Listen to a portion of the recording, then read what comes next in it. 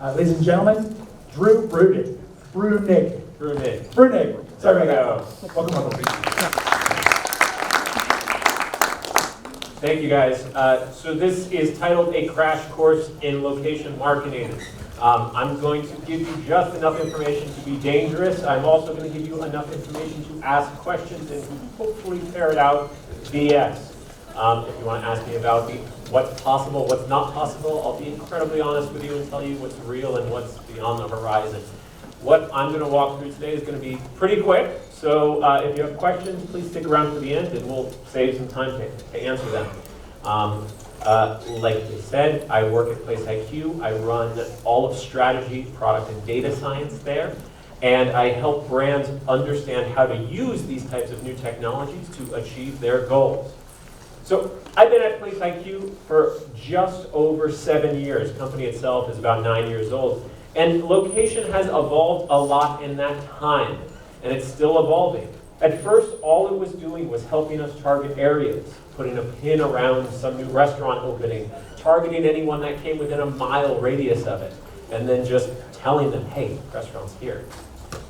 But then as we started to see more data and that data became more precise, we started to not just target one location, but string together multiple locations in the same way that you would behaviorally target someone by basically seeing multiple sites that they visited. Now I can build audiences that define, based on someone's commute path, what stores they visit, and maybe even a demographic. After we started to have enough data that we could target more richly, we had enough data that we could measure more richly. We could actually look at the devices we served ads to, and then look at what they did after they got those ads. Were they more or less likely to actually visit the locations that we cared about? Finally, as the data kept increasing, it's been a hockey stick of growth over the last 8 years, we can start asking more questions. Not just did you visit, but why did you visit? And can I find more devices like this so I can find and get new customers at my physical locations? Sound great? I just ran down the whole industry. You guys got all that? Okay, let's now rewind and say, how does all of this work? So one of the things that is tricky with new technologies is there's a desire for everyone here listening to want to hear it simplified so it makes sense. That means working in metaphors, learning things and kind of abstractly understanding the technology so you're comfortable enough to deploy it, but maybe not understand it exactly. The new people in that market who are selling those things, that's to their advantage because you don't actually understand all of it, so they're going to take advantage and run beyond that. So let's back up and go into the details. Each one of these steps is a detail. I'm going to take you through every single one of them, starting way at the beginning from when location data is generated, how it's generated, spot out a few call-outs so you don't get misled, and then talk about how it actually ends up in a place where you as marketers can use it, and then finally show you how to use it. So let's go through this step by step. Like I said, I'm going to move fast. Let's start right at the beginning. Good location data, privacy-centric location data that someone opts in for, that is highly accurate, always starts when someone opens an app. When someone opens an application, that application then asks the operating system, Android or iOS, for the current location. But I'm sure everyone in this room has had the experience where it's a new application, you haven't opened it yet. And so what happens the first time you open it? It asks, just like a good bartender at a bar where he sees some creepy guy talking to someone else, you take him aside and say, hey, is this okay? Same thing happens here. The operating system is going to say, wait a second, app, go wait over there. Let me talk to the user. Hey, user, do you want to allow this app to see where you are? And it gives you 3 answers. You can say, I'd like to share it while I'm using the app, while I'm using it. I'd like to share it really whenever the application wants, which is, we'll talk about that later. And then the third option is the user says no. This is getting updated in iOS 13. We don't have time to go through all the changes that are happening in iOS 13, but in short, I think it's wonderful. It's great. It gives more control and transparency back to the users, which means it gives more kind of shared expectations of what's actually going on, and I think it will lead to better marketing and better data practices. And if you have any questions about that, I'd love to talk about them either later or over email, whatever. So if the user says no, they don't follow the rest of this path. But if they say yes, That answer goes back to the application and says, all systems go. Application asks again, asks the operating system, hey, operating system, okay, I'm in the clear now, tell me where I am. The operating system, not the application, the operating system, then looks at all its sensors. It has 4 different antennas that it looks at to figure out where the device is. Those 4 antennas are the Wi-Fi antenna, the cellular antenna, Bluetooth, and like GPS. Lots of technical terms on the board here. I've even got little circuit boards up here. Here's the short thing. These are antennas. Funnily enough, they're just like the radio antennas we have in our car. And funnily enough, they actually kind of match the types of radio we get in our car. And it's through a combination of using all 4 of them, you get a much better signal. So let me walk through. Cellular antenna, it's doing triangulation off of cell towers. It's very much like AM radio.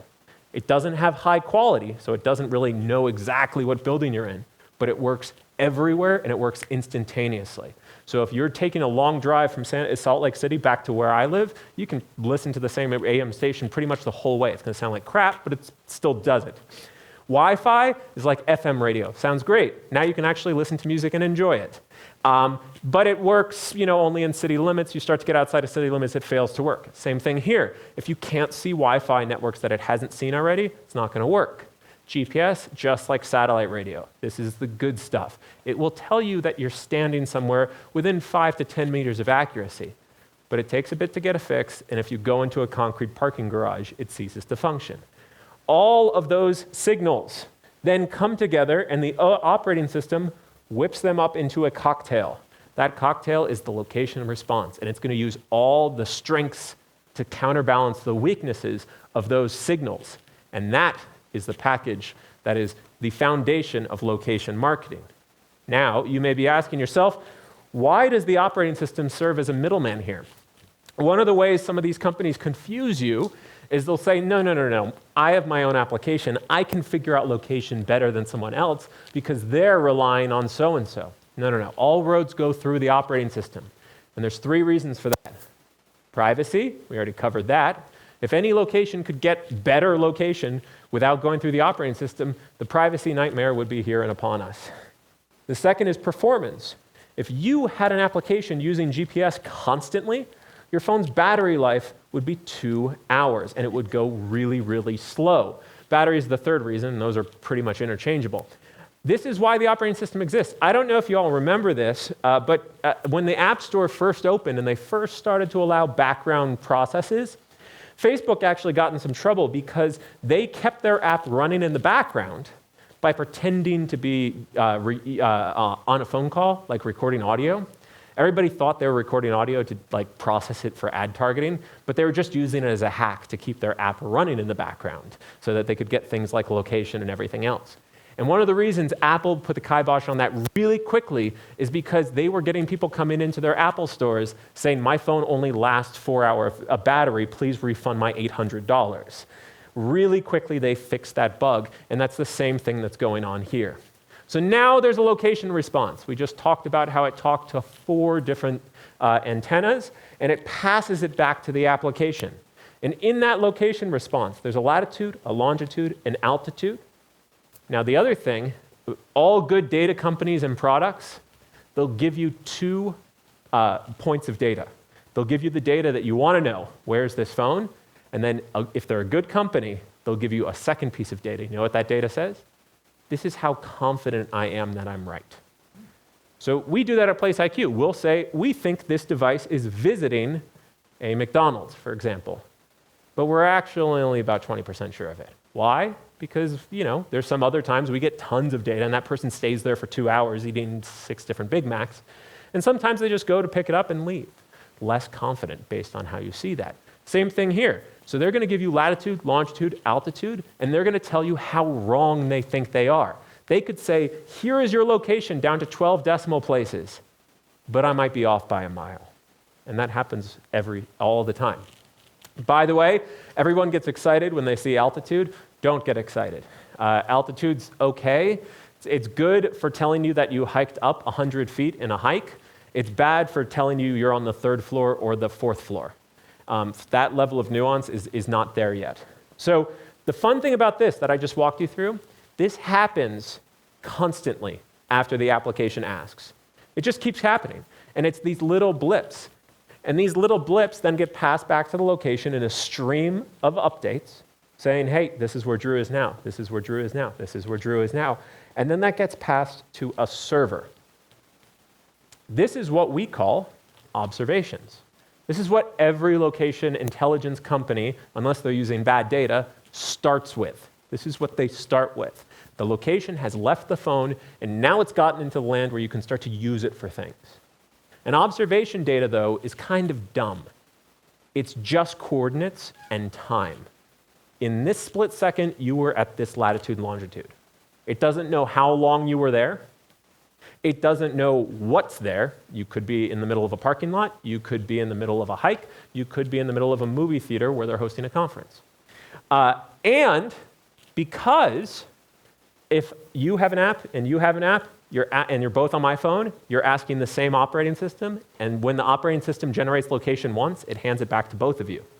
It's not like cookies where it's kind of one person gets it or the other person gets it. Both of you get it, which means it's relatively commoditized. Basically, the best location data comes from the operating system, and as long as you're talking to the operating system, you've got good location data. Make sense? But here's the problem. The operating systems get manipulated as well. So the first step you have to do when you get that observation data is you have to cleanse it. How many of you guys have heard of botnets and are worried about viewability and all that other fake stuff where people try to juice their CPMs? How many of you are worried about it when it comes to your marketing? Okay, cool. It happens with location too, which is they realize that an ad request or something that has latitude and longitude is worth more than one that doesn't. So they'll write software, and then they'll run these device farms. This is actually footage. I believe this is from Taipei. There's an erector set. You can go on AliExpress and order these erector set, basically racks of Android phones or iPhones. It's easier to do on Android phones, so most of these are Android phones. By the way, all those ads are viewable. So they'll just look like they're moving around all the time because they write custom software. One of the things I love is how mundane this office is. There's a plant, there's the intern working there, boss dropped by to make sure no one's slacking off, receptionist blows a kiss. It's just kind of there, so you have to cleanse it. One of the cool things is that when we built a platform to figure out where people go, it's really easy to find data that doesn't look human because it just doesn't follow the patterns of where people go in the world. Great, so now I have these observations. What do I do with them? This is the thing you actually want, which everybody assumes is the first step, which is you create a visit. So say my phone just created 5 observations of me walking back and forth on this stage. We, in our software, will figure out where the center of gravity is for that observation. We'll look at the accuracy reports, and we'll basically group that into a visit, an area where a device stopped in space and time and said, they actually stopped here to do something. They stopped to shop at a Walmart, they stopped to eat a hamburger, they stopped to give a lecture. This is a visit. It is different from just that raw location data that streams off your phone. It identifies a device stopping in time and space. It details duration, precision. Is this a 5-meter accuracy or 1-mile accuracy? And it's made. It's not found. This is the crucial thing. This does not get handed to you straight off of iOS. You have to have software to interpret and identify that visits are taking place. Really, any location intelligence company you work with, this is going to be the foundation of how good they are, is how good they are at identifying visits. The second part of identifying visits is you've got to then figure out what it means. You have to have a high-resolution map, and you need to be able to connect it to say, hey, I knew this person stopped here for this amount of time in this amount of distance. What the hell does that mean? Oh, it means they were standing in a Walmart. So now I'm going to attribute that visit to stopping at a place. So now I can understand that device stopped at this Walmart with this level of confidence. Cool? Now here's the last step. We've made it almost the whole way. Let's say it's not a retailer. Let's say instead of this building, it's actually maybe a residence, an apartment building, or a workplace. And I see a device stop there again, and again, over months. That's what we call a dwell. Dwells identify important places like home or work through repeat visitation. They can be joined to household-based data sets for audience enrichment, and the precision is adjusted by use case. And what I mean by that is if you can derive this household, you don't want to share it in a way that would violate privacy expectations. So for a lot of our clients who are data licensed, we might share this at the zip code level. So it's not based on a single household, it's based on many households. So it can't be identified back to an individual device. So these are the three data sets: observations, visits, and dwells. And we can use them for marketing, for both activation against audiences or for measurement. Observations by themselves are not that valuable. They're okay for geofencing or nearby targeting. Hey, I want to know if you're near my sandwich place so I can sell you a sandwich. Great. Are they good for measurement? No, they're not precise enough, and they don't tell if someone was staying there or just merely walking by. Visits are good for measurement because we've deduced that someone stopped in a place and time. So they're great for using as a KPI. We pipe visits into the trade desk, into DCM and other tools, so people can run campaigns and basically say, hey, did I generate visits with this impression? And actually optimize to visitation. These are also great for building behavioral audiences. And dwells, well, they're great for tying together with household data for marketing and measurement. So like that, we've covered the technology of something relatively complex. And I'm sure that's a lot of information to take in at this point, but I want to highlight kind of three things that, a decade ago, I was on your side of the table helping run and design campaigns, and these are the three things I would want to know from this whole process. When working with geolocation data, this is the stuff I'd want you to remember when you're talking to companies, either at PlaceIQ or someone else. The operating system generates the coordinates. If someone comes in and says they get better location data than someone else, they're either violating privacy grossly or it's a lie.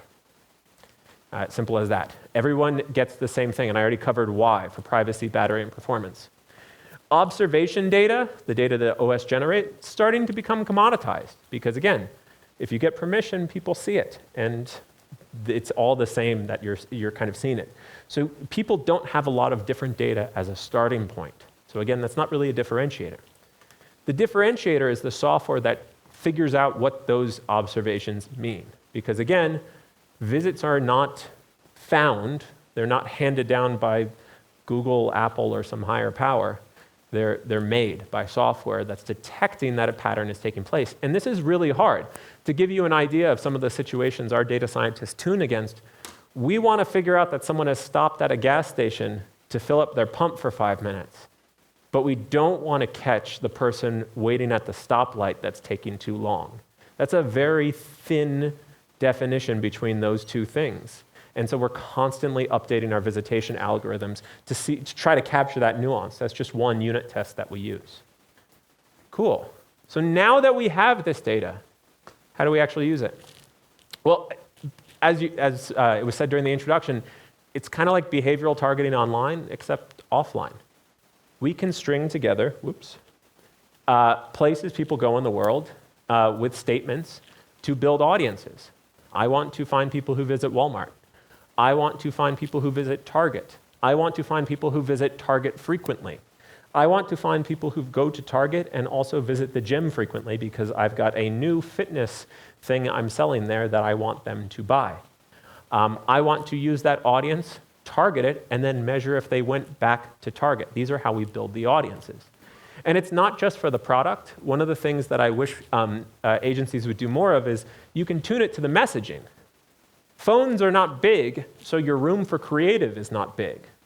But if you know what type of person is on the other end and what context you're serving that ad in, you can make some assumptions about the creative and build a more targeted creative based on that same. So if I'm selling beer and one is about, tying into a game day promotion, let's target people who visit stadiums. Let's enrich it with household audience attributes that say we buy beer at stadiums. Let's see that they're visiting sporting goods stores. If I'm trying to do some authentic taste-based craft beer message, Let's see that they're visiting breweries. Let's see that they're visiting, efficient yet tasty eateries like Shake Shack, and that they've recently visited bars and restaurants, and they're always looking for that new experience. We can start to flip those over. Same goes for location messaging when driven for retail. So if you're trying to talk to someone who's trying to shop for college items versus someone who's trying to shop for their kids, this can be very different messaging at the same store, and we can start to pick apart the types of people who shop at Target and start to figure out exactly who they are. And then you can start to activate it either through managed media, through one of our partners, our partnership with Zeta, or through programmatic activation anywhere you buy programmatic audiences. Our audiences are there, and you can mix them with other audiences for this type of targeting. Finally, one more example. If you're trying to drive to a cafe or dining experience, again, same type of context of visiting restaurants, but we can start to pull that apart by looking at whether you're going to large grocery chains in Zara or Whole Foods and Trader Joe's. So we can really start to package that in. And like I said, this data is available everywhere. And I really encourage you to try it, either with PlaceIQ or someone else. I consider my levels of success here is success is you go try it. And if you try any location targeting, I'll be happy. If you tried PlaceIQ, I'll be doubly happy. But these things are available in lots of syndicated platforms, whether anywhere you use LiveRamp, you can access our audiences, but we're also integrated with a lot of people on a first name basis. And then from a measurement perspective as well. So I like to highlight Trade Desk and Google. So we can pipe visits straight into DCM so that when you're running ads on YouTube or search activation, we can actually tie that together into Google's device network and say someone who watched this video also visited a store. And we can see that as we process it through, and we can actually optimize it. I recently just was talking to a retailer who only has retail locations, and they actually set up people counting cameras at their retailers. And they were running activation on Trade Desk, and they did an experiment where instead of optimizing to click, which is what they had previously done, and they realized, well, we don't really have a big online presence, we really are more physical. Let's optimize to visit. Let's run this for a quarter and see how it goes. And let's count the delta using these people counters and correlate that back to PlaceIQ stuff. And the cool thing is we were actually to drive an 18% lift in the areas where our campaigns were being, or their campaigns, wasn't even our audiences, it was other audiences, were being optimized to visitation rather than click. And they basically switched the entire category over. Really, really cool stuff. And then finally, the other cool thing you can start to do with this is when you get your hands on the data itself. So we license the data to people to help them make real estate decisions, how much they should price the gas at their gas stations based on where everybody else is shopping, lots of other cool things. So before we kind of wrap up, I wanted to share just a little case study of exactly this type of thing. We worked with QuickCheck and an agency to basically find people who had visited their gas station in the last 30 days. We also wanted people who were lapsed customers. They had visited before, but they hadn't in the last 30 days. So we had two kind of very similar comparison audiences that looked pretty similar, and we could actually then start to find people who dine frequently at competitive quick-serve restaurants. Again, starting to pull apart this audience into these other behavioral elements based on behavior in the real world. QuickCheck, for those of you who are unfamiliar, is a gas station, but also prides itself on its food, sandwiches specifically. So it has a weird kind of marketing target, which is it has to promote itself as a gas station, but also as a QSR restaurant. So it has to be able to segment its on-the-go customers through those types of things. And we also day-parted that. And the cool thing about this is after we ran that campaign, we can prove visitation took place, but we can learn about the people who visited. So we can see that they're more likely to be 35 to 50 years old. We can see that they're from family households. And we can see exactly who the competitive set, which actually ended up influencing menu decisions. It was really, really cool. So you can see, all right, are they dining more at Mexican or chicken places? And then that helps come back and make better visit decisions. and it was a really, really successful campaign. So with that, I want to kind of close out with some closing thoughts on kind of what I like to call the cans and can don't. So one of the questions that I like to highlight, the things I like to do, I'm not sure my sellers love it, but they eventually love it, is highlight the questions I say no to. Highlight the questions where someone asks me if I can do something, and one of my competitors says, yeah, I'll do it, because they want to get that foot in the door, and we say no to. And the reason I pull this up is because I like it as a means of highlighting what this technology can and can't do, which is really hard to figure out when you are dealing with new technologies that you haven't really gotten your hands into yet, and technologies that are moving so quickly, it's hard to discern what's possible now and what's right over the horizon.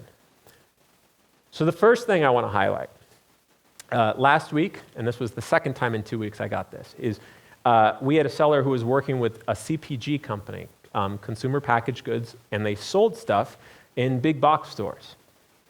And they basically said, look, it's great you can tie this visitation to a big box store.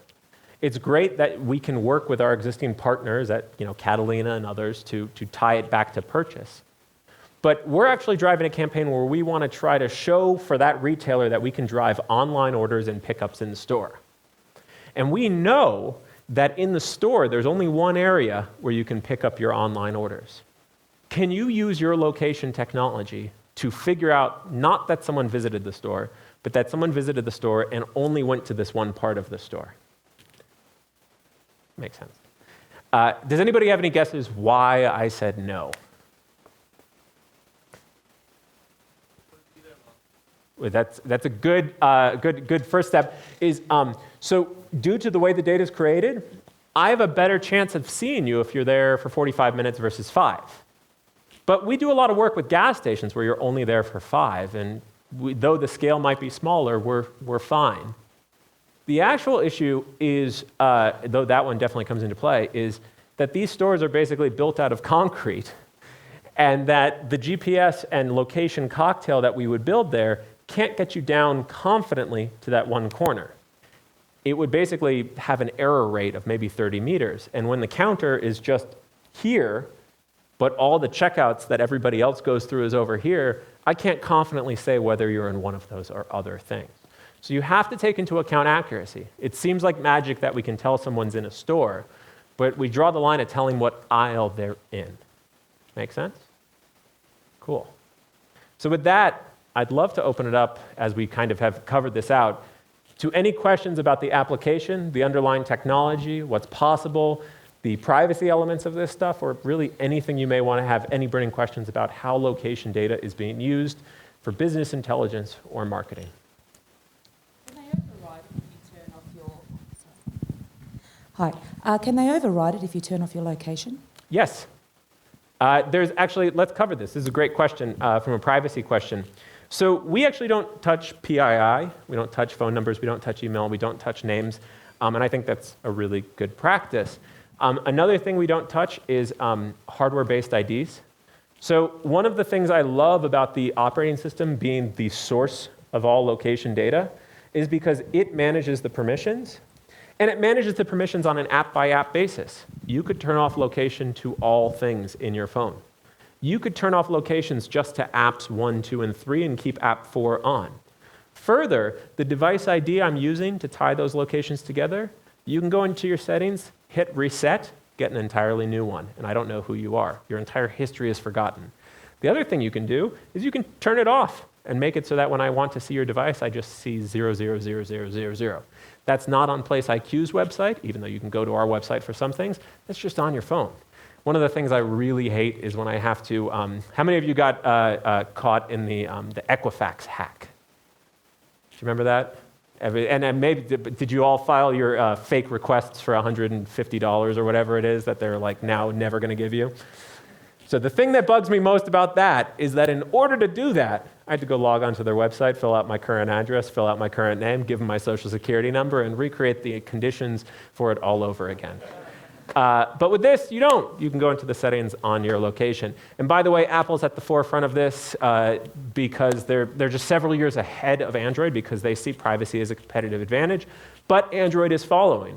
The problem with Android following is if Google makes an announcement and switches over to a better model this year, at the end of the next year, maybe 12% of their devices will be on the new operating system. Just takes too damn long to get everybody onto the new system. Oh, I'll let him take the question since I can't see. Okay. Yeah, I just have two quick questions on just trying to wrap my head around how all of this is working. So are you paying for this data from the apps? The apps will collect it, and then you pay to access that database and get that data? And then the second question is, once you build an audience, where do these ads show? Are these showing in apps, or are you able to show ads and connect with like Facebook or Google Ads or any of these other platforms? Well, let me take the second question first because it's simpler. So you can take our ads in Facebook through Oracle, I believe. Anywhere you can take audiences through LiveRamp, you can get our audiences. And if you're using any programmatic targeting, you can get it. So really, imagine where you want to put them, and you can get them there. And email me, and I'll tell you how. When it comes to where we get our data, yes, we have agreements with lots of applications and SDKs who own the relationship with the user and provide the information to the user that they are sharing their data for these purposes. We either buy it or do a value exchange where we help those apps learn about their users so they can offer better products and services. Yeah, I'm curious as to the state, how far this part of the industry has matured. If I wanted these services, do I need to go to a firm and have a special project with an account management, or are there self-service platforms where I can say, I want to see who visited my website and came to my store, that I can do that from a self-service perspective? So, great question. Unfortunately, there's not a super clean answer for that use case you just provided. In the advertising world, there is. You can, as I said, you can activate any of our audiences self-serve programmatic. We have a close partnership with Zeta Global, who will run that campaign yourself. You can call their account manager, and they will, run the whole thing soup to nuts. When it comes to measurement and analytics, it gets a little murkier because the question is do we have your locations in our data set, and are they as accurate as they need them to be for that use case? So one of the things that sometimes frustrates people is they say, I've built these 3 new locations. Can you map and measure them perfectly right now? Some of our competitors will just say, yeah, go for it, go. And the data is pretty much indistinguishable from noise. We'll actually go map them with high-resolution polygons on 1-meter satellite resolution stuff, and we'll come back to you, but that takes a lead time and goes through. So we're trying to make stuff as much self-service as possible. Measurements becoming self-service as well through Trade Desk and Google as well, but it's still kind of going on for the analytics use case. That's a little bit more where you still have to call us. Okay, Drew, that makes it for the end of our time. Perfect. Thank you, guys. Ladies and gentlemen, giant hand for Drew Breunig.